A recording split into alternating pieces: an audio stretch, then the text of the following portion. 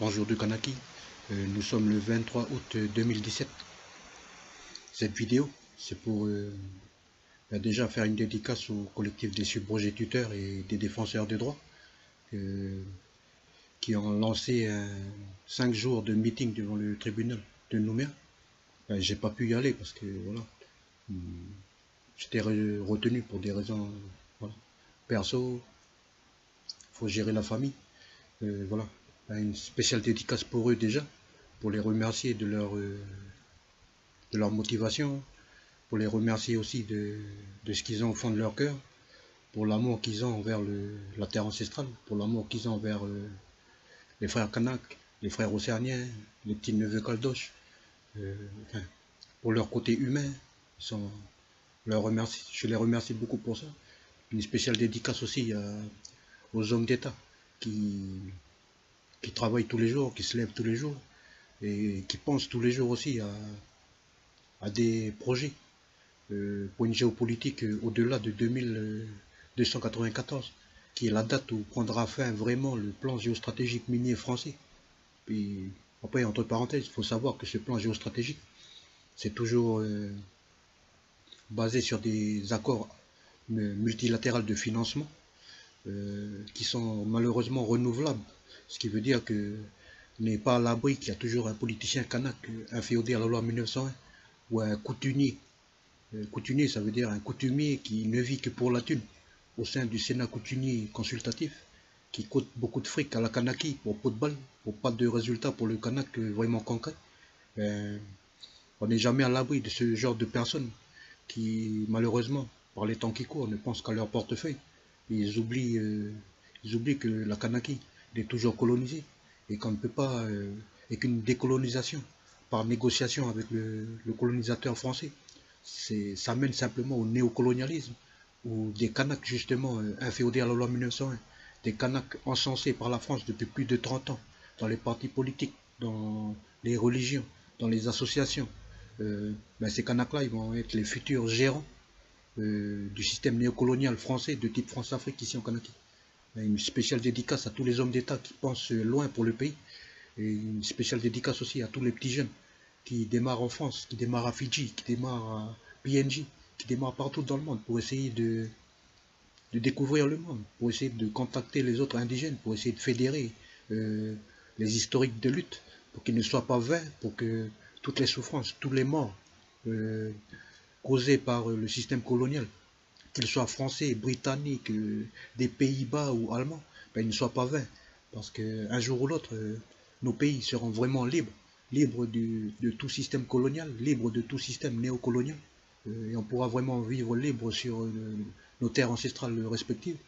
Et nous espérons toujours que, bien sûr, justice soit rendue pour tous les morts lors des génocides, notamment là-bas en Amérique du Nord, où nos frères indiens, nos frères indigènes indiens ont été massacrés par les colons anglais, dits américains aujourd'hui, et ainsi que pour nos frères aborigènes qui sont juste à côté en Australie, qui eux aussi ont été fracassés jusqu'en 1876. C'est la date, c'est l'année où a pris fin le génocide de Tasmanie. Mais bon, le génocide a continué sous d'autres formes, comme ici en Kanaki. Maintenant, la France et les systèmes coloniaux et néocoloniaux partout dans le monde essaient de tuer l'indigène par la bouffe, par les médicaments, par les campagnes de vaccination, par les capotes, où à l'intérieur il y a des petits trucs, on peut attraper le sida, bon, tout ce genre de choses. Nous, on salue vraiment les hommes d'État déjà de Kanaki, et on salue aussi tous les hommes d'État de tous les pays indigènes qui militent pour la libération de leur peuple et de leur pays et de leur terre ancestrale. Bon, maintenant, cette vidéo, elle est vraiment spéciale pour expliquer ce que c'est que les arrêtés Guillain. Alors, Guillain, c'était un gouverneur français qui, pour faciliter on va dire, l'implantation du système colonial français ici, il a vu tout de suite que bon, le peuple kanak, déjà, c'est un peuple de guerriers. Il a vu aussi que tant que la France va s'entêter à tuer du kanak, plus le kanak va faire des gosses, et puis plus le kanak il va résister, et donc peut-être que au bout du compte, le système colonial français risquait de disparaître ici en Kanaki. Alors ce gouverneur appelé Guillain, il a sorti des arrêtés. Alors aujourd'hui, on va parler de ces arrêtés. Alors le premier arrêté dont je vais vous parler, c'est ce qu'on appelle dans la légalité française l'arrêté Guillain de 1867. Alors cet arrêté Guillain, il donne une assise juridique et une existence légale à ce que les Blancs appellent tribu dans la légalité française. Ça veut dire que la tribu Kanak, la tribu indigène Kanak, a sa place et a des dispositions légales pour la protéger à l'intérieur de la légalité française par cet arrêté Guillain de 1867. Alors, la petite précision, c'est qu'en Kanaki, le système colonial français, pour ne pas avoir à baisser le genou et à embrasser le gros orteil de nos 49 rois, eh bien, quand ils sont arrivés ici, quand ils se sont rendus compte qu'ici il y avait des rois, qu'ici il y avait des princes et des chefs de clan, ils ont tout de suite changé les terminologies. Alors, au lieu d'appeler nos souverains rois, au lieu d'appeler nos princes princes et nos chefs de clan, ils ont changé les terminologies. Maintenant, c'est rentré dans les mœurs maintenant, enfin depuis la colonisation. Il faut dire que nous sommes colonisés depuis 164 ans ici en Kanaki, depuis le 24 septembre 1853. Nous sommes le 23 août 2017, ça fait 164 ans aujourd'hui. Le 24 septembre, ça fera 164 ans. Donc, pour éviter de s'agenouiller, ben, ils ont sorti la terminologie petit chef pour les princes qui gèrent les principautés, qui sont les tribus reconnues dans cette légalité française. Eh bien, l'arrêté Guillain de 1867, il donne une assise juridique et une existence légale aux principautés kanak. Et il y en a 355 ici en Kanaki. Et ces principautés sont sous la responsabilité coutumière de droit des 355 princes. Voilà. Ce qui fait que la tribu kanak, par l'arrêté Guillain, en vertu de cet arrêté Guillain, a une protection juridique de même nature que la protection juridique qu'a un consulat. Et c'est exactement ça. Ce qui veut dire que tout policier national français, de la police nationale française, tout policier de la police municipale, quelle que soit la mairie, tout gendarme de la gendarmerie française, tout soldat français de l'armée française, il doit montrer patte blanche avant de rentrer dans une tribu. Ce qui veut dire qu'au niveau administratif, au niveau légal, au niveau juridique, avant qu'un blanc dit français n'entre dans une tribu, il faut déjà qu'il fasse une demande.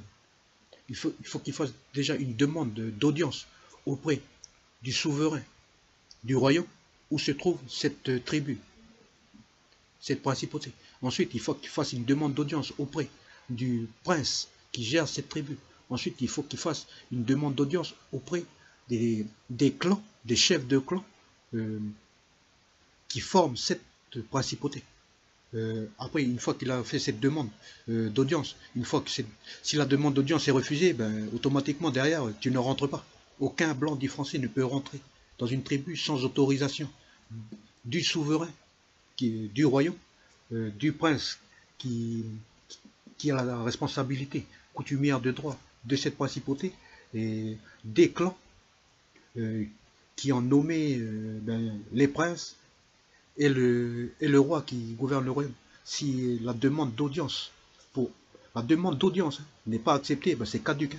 Automatiquement, il reste dehors. Sinon, c'est police coutumière, on l'embarque, on l'astique, la prison. Direction Tantouta, un vol Paris, simple, retour.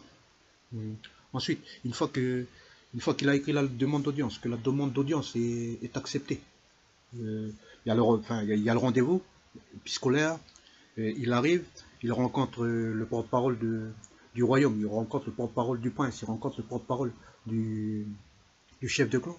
Et si tous les trois porte-paroles donnent leur accord pour ce qu'il a demandé, par la suite, le ressortissant français, le policier, du moment qu'il est français, il doit refaire une demande. Il doit refaire une demande d'entrée dans laquelle il est bien stipulé pourquoi il veut rentrer, qui il va voir, pourquoi il va voir telle personne, et en vertu de quelle liaison, quelle connexion familiale, clanique ou de business ou quoi, pourquoi il vient voir cette personne dans cette principauté qui fait partie d'un district, voilà, ainsi de suite. Ensuite, une fois que la demande d'audience c'est OK, une fois que la demande d'entrée c'est OK, une fois que la personne veut entrer dans cette tribu, en vertu de l'arrêté Guillain de 1867, cette personne déjà, il ne peut pas rentrer comme ça. Il faut qu'il rentre à l'entrée de la tribu, il attend. La police coutumière de la tribu arrive. Lui, il fait montrer les trois actes. Il fait montrer les trois papiers, les trois justificatifs. L'autorisation du roi, du royaume, l'autorisation du prince, de la principauté et l'autorisation des clans qui font partie de la principauté pour qu'ils puissent rentrer. Ensuite, une fois qu'il a fait montrer tous ces papiers, la police coutumière contrôle. Si tout va bien, la police coutumière prend le mobilis ou il prend carrément l'ordinateur avec la connexion Wi-Fi. On envoie un ambassadeur là-bas, on envoie un récipiendaire auprès du roi, auprès du prince, et auprès des chefs de clan pour dire hey, ça y est, le petit Papa Lagny qui avait demandé, qui avait fait la lettre d'audience et puis qui a fait la demande d'entrée que vous avez accepté le tel jour de telle année, ben, il est là. Et nous on vous dit qu'on va l'accompagner selon la feuille de route que vous lui avez dit.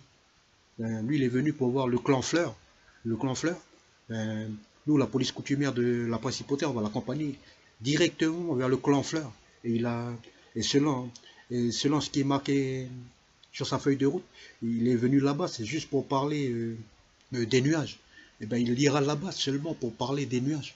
Il n'ira pas là-bas à faire semblant de rentrer, oui, bonjour madame, ou bonjour vieux, ça va, tu vas bien, et c'est joli les plantes, puis après, quelques minutes plus tard, et vieux, je peux prendre un coup de la plante ici pour aller faire du business pharmaceutique. Non, non. L'arrêté Guillain, il spécifie bien que le blanc dit français, il ne rentre pas comme ça, bêtement, dans une tribu. Tout ce qui fait dans une tribu, une principauté kanak, est cadré. Et il ne peut pas rentrer dedans sans feuille de route. C'est ça ce que dit l'arrêté Guillain. Ensuite, il y a un autre arrêté qui s'appelle l'arrêté Guillain de 1868. Par cet arrêté, la France, elle a donné voilà, une assise juridique, une existence légale à une invention française ici en Kanak qu'on appelle la réserve Kanak. Puis la petite parenthèse, pour qu'il y ait des réserves Kanak ici en Kanaki, ce qui veut dire que ça c'est on est en 1868. En 1870, la France avait déjà prévu. Elle crée les réserves Kanak parce qu'il y a des clans Kanak qui ont été déportés, ils ont été parqués dans ces réserves. Elle crée la réserve avec une assise juridique, une existence légale. Le Kanak, il est enfermé dedans, les réserves. Et l'arrêté Guillain de 1868, il protège cette réserve-là. Puis, pour parler de la petite parenthèse, parce qu'en 1870, c'est-à-dire 3 ans après l'arrêté Guillain de 1868, création des réserves Kanak, en 1870, la France écrit toute seule, écrit de façon unilatérale, sans l'accord des 49 rois, sans l'accord des 355 princes, sans l'accord des 3125 chefs de clan, l'arrêté de création des terres domaniales. C'est ce qu'on appelle les terres de l'État ici maintenant. Et voilà, c'est pour ça qu'ils ont créé, qu'ils ont écrit l'arrêté Guillain de 1868. C'est parce qu'ils avaient prévu déjà de bien voler la terre pour bien enfermer le Kanak. Le Kanak, on te protège, mais voilà, ça c'est, on te protège là, comme ça nous on peut te niquer de l'autre côté avec les terres domaniales. Mais l'arrêté Guillain de 1868, fonctionne exactement de la même manière au niveau légal, au niveau juridique et au niveau pénal que l'arrêté Guillain numéro de 1867 qui protège les principautés. Le blanc dit français, le policier de police nationale, le policier de la BAC, le policier municipal, le gendarme français, le président de la République, le juge, le procureur, tout français, pour pouvoir entrer dans cette réserve-là, il doit envoyer une demande d'audience au grand chef administratif, au petit chef administratif, au chef de clan. Une fois que ceux-là, ils vont se retrouver, d'abord ceux-là, charge à eux, ils doivent contacter le vrai roi, le petit chef, le grand chef administratif, il doit contacter, il doit faire le chemin coutumier pour aller voir l'authentique souverain kanak qui gère ce royaume-là, parce qu'il le petit chef administratif, il doit contacter l'authentique prince qui gère cette principauté. Et comment on appelle ça? Et les chefs de clan, ils seront contactés parce que eux, ils restent. Il n'y a pas de chef de clan administratif ici. Il n'y a que des chefs de clan authentiques. Ensuite, par la suite, une fois que le petit blanc, dit français, il écrit sa demande d'audience, une fois que une fois que le grand chef administratif, que le petit chef administratif, ils ont parlé avec le roi authentique, le prince authentique, et que les deux autorités coutumières, ils donnent leur accord. Oui, c'est bon. Nous, on veut bien l'écouter. Nous, on veut bien qu'ils viennent pour vous parler à vous, le grand chef administratif et le petit chef administratif. Après, vous allez lui parler, mais après, charge à vous de venir rendre compte. Et après, on vous dira si oui ou non, parce que c'est comme ça que ça marche. C'est comme ça que ça marche. Les grands chefs administratifs, ils ne sont qu'administratifs. Ils ne sont pas détenteurs de l'autorité authentique coutumière de droit ici en Kanaki. Ils doivent toujours référer au roi authentique et au prince authentique. Ensuite, une fois que la lettre, la demande d'audience part devant le grand chef administratif, le petit chef administratif, que ces deux-là, ils ont discuté avec les authentiques, le roi authentique, le prince authentique, et que c'est ok, eh bien, eux, ils écrivent, ils répondent aux petits blancs du français, là, à la gendarmerie, à l'armée, à qui ils veulent, le président. Hé, Tahod, ça y est, tu peux venir. Nous, on accepte que tu vas venir nous parler ici à la petite chefferie administrative, ou à la grande chefferie administrative, là où les blancs, ils peuvent venir parler avec les Kanaks. Eux, quand ils arrivent, bon, le blanc va expliquer, voilà, moi je viens pour ça, ça, ça, ceci, cela, le business, ou voilà, je veux découvrir les fleurs, pas de problème. Une fois que c'est le blanc a dit ce qu'il veut, ben, revient dans 2 jours. Charge au petit chef administratif, au grand chef administratif d'aller revoir les authentiques pour leur dire, voilà, le petit blanc là, de l'autre jour, voilà sa demande d'audience, vous décidez quoi les vrais? Ben, si les vrais ils sont d'accord, ils disent verbalement, leur porte-parole, ils disent, bon, ben, faites-le rentrer, mais il faut que ce soit cadré. Charge au petit chef administratif d'écrire, charge au grand chef administratif, au petit chef administratif, de contacter les clans propriétaires terriens du royaume, de la principauté, pour les prévenir. Et ça y est, le grand chef, il a décidé, c'est bon, ça va être cadré. Nous, on est juste venu pour vous dire, vous inquiétez pas, nous, on va les gérer. Et après, une fois que c'est bon, ben, ils appellent le petit Papalani 2 jours après pour lui dire, bon, ben écoute, ça y est, nous, on a contacté toutes les autorités coutumières de droit, les authentiques sont d'accord, mais nous, on est les petits tampons. C'est nous on va te servir de chaperon avec notre police coutumière. Alors, par la suite, il faut vraiment que ce soit imprimé dans le cerveau de chaque Kanak. Il faut que le petit chef et le grand chef disent à ce petit Papalani, écoute, maintenant tu vas demander une autorisation de rentrer. Parce qu'ici, on ne rentre pas n'importe comment dans une tribu. Tu vas rentrer, tu vas dire exactement ce que tu veux par écrit, et nous on va te répondre par écrit. Si c'est oui, si ok, c'est comment. Si oui, tu vas rentrer telle date à telle date. Si tu vas voir tel clan, ben, si tu vas voir le clan sapin, ben, tu vas pas voir le clan fleur. Et tu seras toujours encadré par la police coutumière. En fait, ça doit marcher comme ça normalement avec l'arrêté Guillain de 1867 et l'arrêté Guillain de 1868. C'est pour cadrer les choses. Parce que il n'est pas normal qu'en 2017, le Kanak, juste pour faire une carte d'identité, on le trimballe de gauche à droite dans tous les services administratifs. 120 papiers à faire, au moins 2 semaines à prendre le car, en sachant que le carouilla, c'est 210 francs. Car sud, le moins cher, c'est 200 francs, ça peut monter à 900, 1000. Le système nous impose de faire des allées et venues comme ça, ils nous font poireauter alors qu'on est chez nous, puis que c'est eux qui volent la terre. Ben, l'arrêté Guillain, si jamais l'arrêté Guillain de 1867, l'arrêté Guillain de 1868, il est important que les Kanaks authentiques de droit positionnent les petits chefs administratifs et les grands chefs pour que le blanc dit français qui veut rentrer dans une tribu, pour je ne sais pas faire quoi, mais ce soit le chemin, ce soit un parcours du combattant pour lui, comme c'est un parcours du combattant pour le Kanak quand il veut avoir juste une carte d'identité ou, je ne sais pas moi, un prêt à la banque. Parce que Si eux, ils nous imposent de 10 étapes, ben nous, on leur impose 10 étapes. Comme ça, c'est à armes égales, tu me pètes les couilles d'un côté, mais je te pète les couilles aussi. Parce que t'es pas chez toi ici. Enfin, les deux arrêtés, l'arrêté Guillain de 1867 et de 1868, ça permet ça. Ensuite, il y a l'autre arrêté Guillain, c'est l'arrêté Guillain de 1877. Cet arrêté Guillain-là, il reconnaît, on va dire, il donne une autorité à ce qu'on appelle les grands chefs administratifs et les petits chefs administratifs, dont on a parlé tout à l'heure. C'est pour ça que c'était important que, à chaque fois qu'un blanc il doit venir là, ben, il y a toujours les tampons. Il y a toujours, eux, ils servent de filtre. Parce que c'est hors de question que le blanc dit français, il va parler directement à nos rois authentiques, à nos princes authentiques. Parce que coutumièrement et ancestralement chez nous, il y a des Kanaks qui n'ont même pas le droit d'être à 2 km de leur roi. Il y a des Kanaks qui n'ont même pas le droit d'être à 2 mètres de leur prince. Alors nous, on ne voit pas pourquoi des blancs dits français qui viennent de 22 000 km, ils peuvent venir comme ça directement dans une tribu, puis serrer la main directement à nos grands chefs. Non, non, ça c'est pas normal.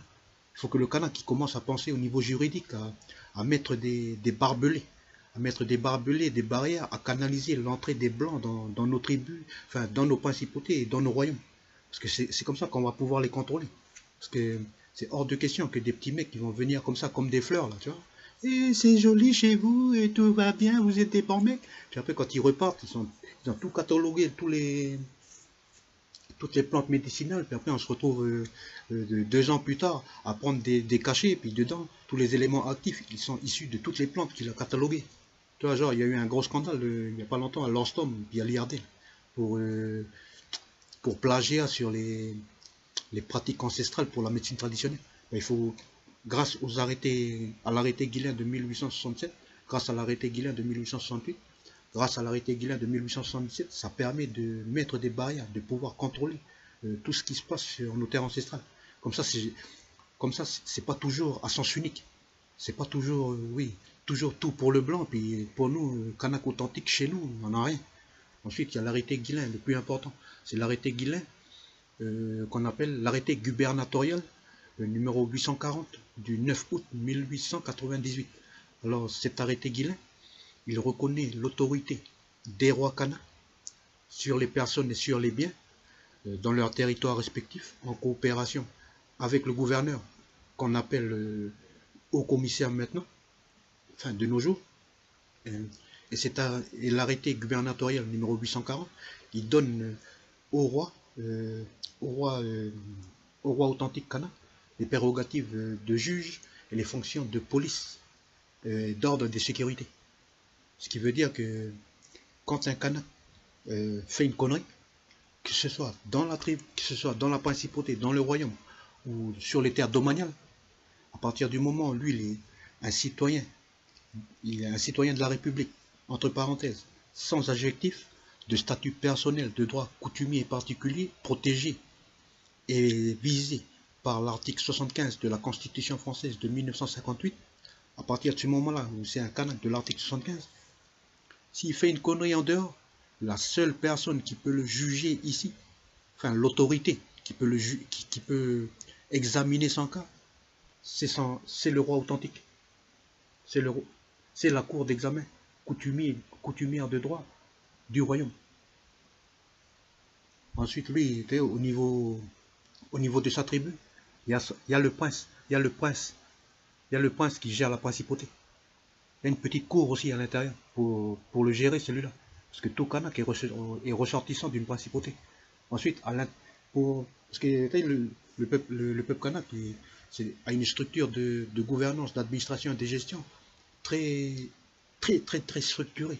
Et les liens, ils sont plus serrés encore que le tissage du verre à soie. C'est vraiment très serré. Ce qui veut dire qu'il y a une cour d'examen coutumier au niveau des royaumes, il y a une cour d'examen coutumier au niveau des principautés, il y a une cour d'examen coutumier au niveau des clans, il y a une cour d'examen coutumier au niveau de la famille. Ce qui veut dire que tu vois, quand le Kanak qui fait des conneries dehors là-bas, tu vois, dans le monde moderne, en 2017, quand le Kanak qui fait une connerie dans la tribu, il se sauve tout de suite en ville, il va faire outsider, ou voilà, il fait son petit mec victime de la société. Et après, une fois qu'il est dans la ville, c'est-à-dire dans les terres domaniales, ben, il continue de faire les conneries, ben, il est jugé par qui? Il est jugé directement par un juge blanc, mais il est jugé qu'une fois, lui. Et après, ça y est, on le met au camp Est, il se fait oublier, après il ressort, blanc comme neige. Il n'y a personne qui sait qu'il a fait des conneries. Il n'y a personne qui sait qu'il a touché le pipi d'une petite fille. Il n'y a personne qui sait qu'il a volé une culotte. Il n'y a personne qui sait qu'il a essayé d'assassiner un vieux pour lui... il a menacé un vieux avec un couteau pour le forcer à lui acheter 2 paupières de vin dans un supermarché. Il n'y a personne qui sait ça. Parce que c'est ça ce que permet la justice française. Cacher les criminels, et puis une fois que les années ont passé, quand ils ressortent, ça y est, oh, je suis toute vierge, ça va, je suis un bon mec. Mais voilà quoi, ça recommence. Parce qu'il n'a pas eu le bon petit coup de nerf de bœuf ou le petit coup de balai coco qui va bien. Ou carrément le gros lézard mystique qui arrive, et puis boum, bon appétit grand-père. Il faudrait que ça revienne ça. Donc pour reparler de l'arrêté Guillain, pour bien dire ça, ça veut dire que le Kanak, normalement, quand il fait une connerie ici en Kanaki, il doit passer à la cour d'examen coutumier, à la cour d'examen coutumière de droit de son royaume, à la cour d'examen coutumière de droit de sa principauté, à la cour d'examen coutumière de droit de son clan, à la cour d'examen coutumière de droit de la famille de son père, et après, à la cour d'examen coutumière de ses tontons maternels, parce que c'est là qu'il va pisser son petit pantalon. Comme ça, il va arrêter de faire les conneries. Parce que les tontons, ils sont propriétaires du souffle, du sang et de la vie de chaque Kanak. Et tant que les tontons maternels,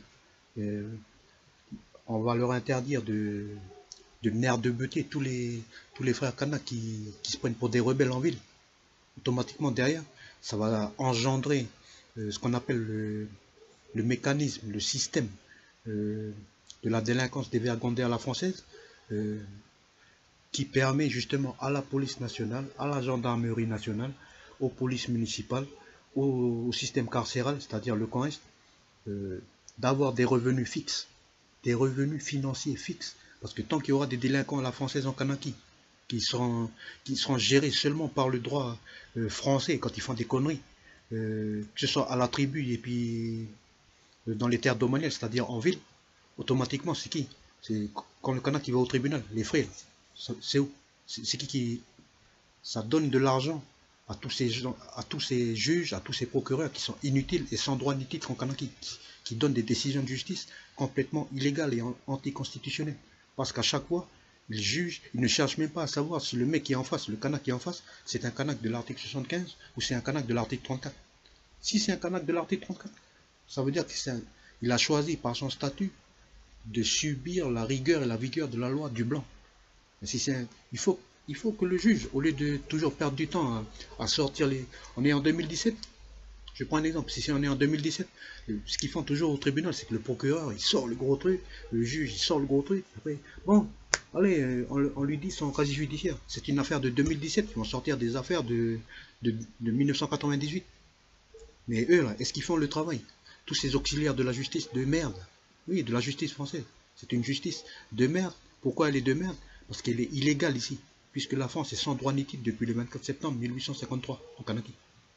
Est-ce que ces auxiliaires de justice à la française font le travail d'enquêter pour savoir, hé garçon, t'as volé la petite culotte là-bas, mais toi t'es quel article? Article 75 ou article 34? Parce que si t'es article 34, nous on peut te juger, mais si t'es article 75, selon la Constitution française, selon le traité de protectorat du 1er janvier 1844, nous on n'a pas le droit de te juger. Toi là, tu dois aller te faire juger dans 5 cours d'examen coutumier. Tu dois aller te faire flinguer par ton roi, tu dois aller te faire flinguer par ton prince, tu dois aller te faire flinguer par ton clan, tu dois aller te faire flinguer par ta famille et par tes tontons maternels. 5. Il doit se prendre 5 grosses baffes judiciaires dans la gueule. Alors que dans l'État français, c'est juste un. Mais ça nourrit beaucoup de choses. Et ça engendre beaucoup de choses derrière. Et pourquoi c'est important de faire appliquer tous les arrêtés que je vous ai dit. L'arrêté Guillain de 1867, l'arrêté Guillain de 1868, l'arrêté Guillain de 1877 et l'arrêté gubernatorial numéro 840 de 1898. C'est pour justement empêcher le droit français de trop s'immiscer dans les affaires de tribu, pour que la délinquance à la française qui grandit, qui est nourrie dans les terres domaniales, s'immisce dans les tribus, où après ça va être le bordel. Alors que si jamais on revient à quelque chose de plus naturel, de plus normal, avec les 5 cours d'examen coutumier dont je vous ai parlé tout à l'heure, automatiquement le Kanak, déjà la première cour d'examen coutumier au niveau de son royaume, il va faire pipi dans son pantalon, il va pisser du sang. Automatiquement les 4 là, je ne sais pas dans quel état on va le retrouver, mais il va faire une seule fois la connerie. Une seule fois, il va faire la connerie. Après, soit il va rester carré dans sa tête, et puis Kanak dans sa tête, dans sa tribu et dans sa vie, ou soit il va définitivement partir faire la prostituée dans les terres domaniales, et puis il va dépendre du macadam, il va... Voilà. Mais en tous les cas, les arrêtés Guillain, comme on l'a dit, si jamais c'est appliqué de façon à ce que le Kanak puisse contrôler tout ce qui arrive et tout ce qui vient, puisse assimiler tout ce qui arrive et tout ce qui vient dans son pays, sans s'intégrer et sans être assimilé à tout ce qui arrive et tout ce qui vient, automatiquement, les structures kanak vont mettre en place ce qu'on appelle la punition par le regard. La punition par le regard, c'est très très simple. Pour vous expliquer, voilà, c'est simple. Quand un kanak commet un viol, quand un kanak commet un vol, on l'amène au tribunal, on le juge et automatiquement la France l'envoie au coin, là où il est bien caché. Il est bien caché, il est bien nourri, c'est peinard pour lui. Et quand il ressort, le temps passe, les gens oublient, puis ça y est, il est vierge. Ça y est, je peux recommencer les conneries, tout va bien. Alors que dans les structures coutumières, avec les 5 cours d'examen coutumier, déjà, il va être, nous, grâce à ces 5 cours d'examen coutumière de droit, on peut appliquer ce qu'on appelle la punition par le regard. Ça veut dire que, par exemple, le violeur, au lieu de se cacher et être nourri en prison, aux frais des impôts, tout ça, lui, là, il va revenir dans son royaume, dans sa principauté, dans son clan, dans sa famille. Et lui, il va faire des travaux. Et lui, il va faire des travaux d'intérêt généraux, mais chez nous. Des travaux d'intérêt coutumier, chez nous. Dans nos structures à nous. Pour faire avancer la tribu. Parce qu'il y a des tribus, bon, il n'y a pas de... Il faut débrousser, débrousse. Il faut garder les vaches. Va garder les vaches. Comme ça, tu vas apprendre à faire quelque chose de tes mains, au lieu de voler des culottes. C'est des choses comme ça. Enfin, cette vidéo, c'était surtout pour parler des arrêtés Guillain. Alors, il faut bien retenir. L'arrêté Guillain de 1867, il donne une existence légale et une assise juridique aux principautés kanak. L'arrêté Guillain de 1868, il donne une assise juridique et une existence légale aux réserves kanak. Ensuite, l'arrêté Guillain de 1877, il reconnaît l'autorité des petits chefs administratifs et des grands chefs administratifs pour servir de tampon afin que le système colonial français, avec ses idées de pervers narcissiques, ne vienne pas salir nos rois authentiques, nos princes authentiques et le monde kanak. Ensuite, il y a l'arrêté Guillain numéro 840, l'arrêté gubernatorial numéro 840 du 9 août 1898, qui reconnaît l'autorité des rois authentiques sur les personnes et sur les biens, en leur donnant les prérogatives de juge et de police en matière d'ordre et de sécurité.